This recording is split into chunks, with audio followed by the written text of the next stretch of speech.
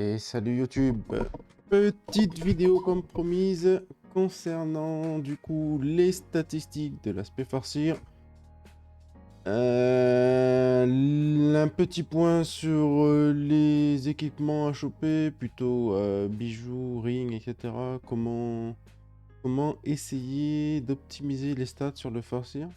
Donc on va parler des poids des stats, des trinkets potentiels pour la saison.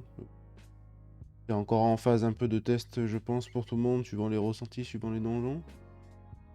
Pour ceux qui ne me connaissent pas via Twitch, vous pouvez me voir en live quasiment tous les jours sur la chaîne Oupsi-TV, que je mettrai en description, où vous verrez du contenu Mythique Plus, globalement.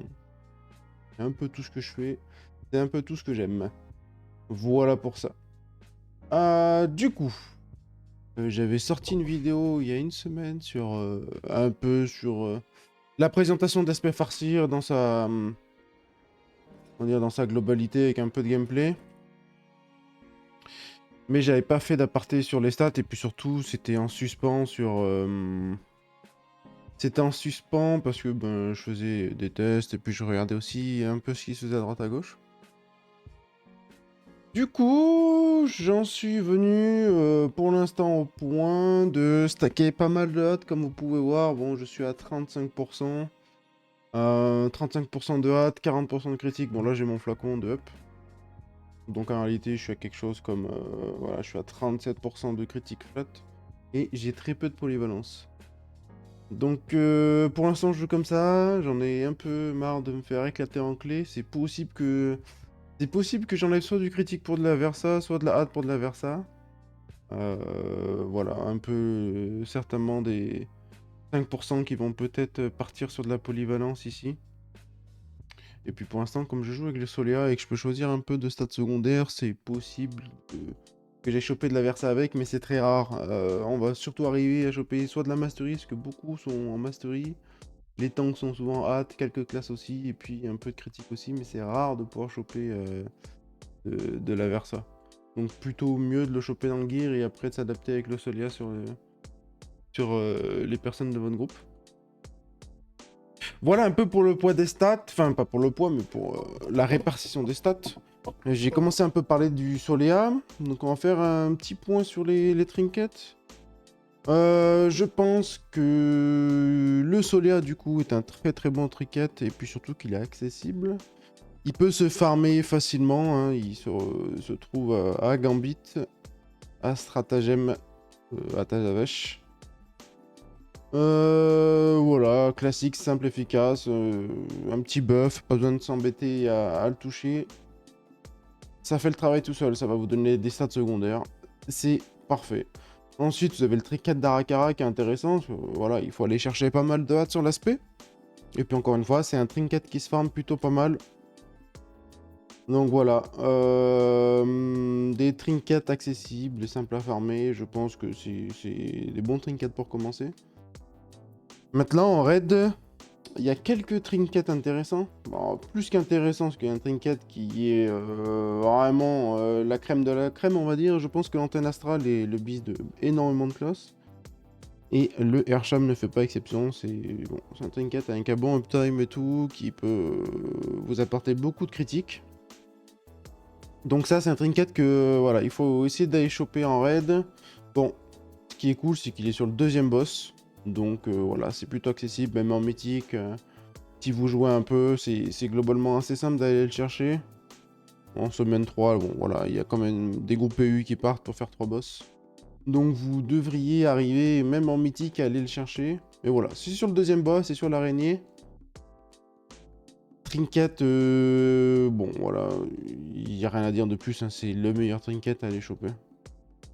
Ensuite, il y a pas mal de personnes en ce moment qui jouent avec la soie vivante. Bon, j'ai pas eu l'occasion de l'essayer malheureusement, donc je ne pourrai que retranscrire ce que je vois dans le ladder en ce moment. C'est un trinket pour ceux qui ont joué dans les saisons précédentes, que les trinkets ils donnaient du shield sur une personne. Toutes les minutes 30, là c'est un trinket qui shield l'entièreté du groupe, donc pour un montant de 4,5 millions, ce qui est plutôt conséquent, on est sur du 25-30% des PV de votre groupe, quoi, donc ça vous fait un beau CD externe, on va dire.